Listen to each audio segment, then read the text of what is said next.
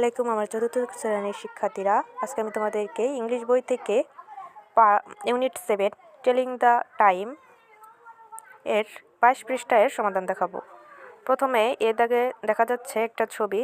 এখানে দেখা যাচ্ছে যে সে সকালে ঘুম থেকে উঠছে। এর নিচে ইংলিশ লিখতে হবে শি ইজ ওয়াকিং আপ, সে ঘুম থেকে জাগলো।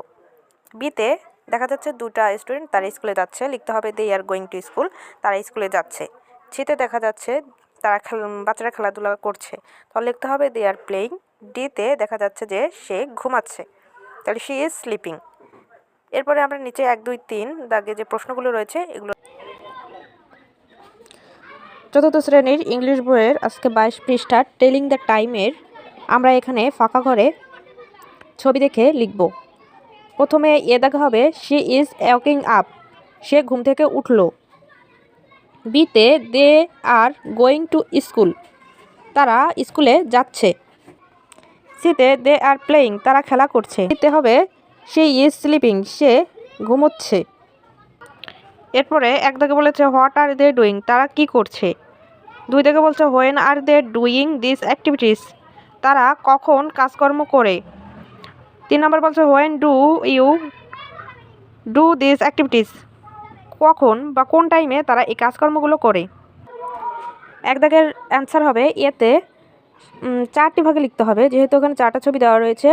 ছবি এতে রয়েছে শি ইজ ওয়াকিং আপ, সে ঘুম থেকে উঠছে। বিতে they are going to school, তারা স্কুলে যাচ্ছে। সিতে দে আর প্লেয়িং, তারা খেলা করছে। ডিতে শি ইজ স্লিপিং, তারা ঘুমোচ্ছে বা সে ঘুমোচ্ছে। এরপরে 2 দাগে when are they doing this activities, তারা কখন কাজকর্মগুলো করে থাকে। এর অ্যান্সার হবে they are doing this activities, আর তারা কাজকর্ম যখন করে থাকে। প্রথমে এ দাগ দিয়ে লিখতে হবে she is waking up in the morning, সে সকালে ঘুম থেকে ওঠে। বিতে they are going to school in the morning, তারা সকালে স্কুলে যায়। সিতে হবে they are playing in the afternoon, তারা বিকালবেলা খেলা করে। ডি দাগ দিয়ে লিখতে হবে she is sleeping at the night, তারা রাতে ঘুমোয়। এরপরে 3 দাগে বলছে যে তারা কখন এই কাজগুলো করে থাকে, টাইম উল্লেখ করে দিতে হবে। ABCD 4টি ভাগে দেখাতে হবে।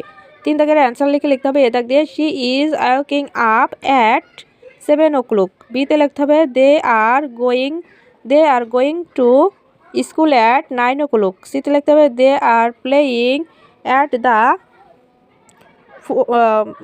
4:30 o'clock। ডি দাগে লিখতে হবে শি ইজ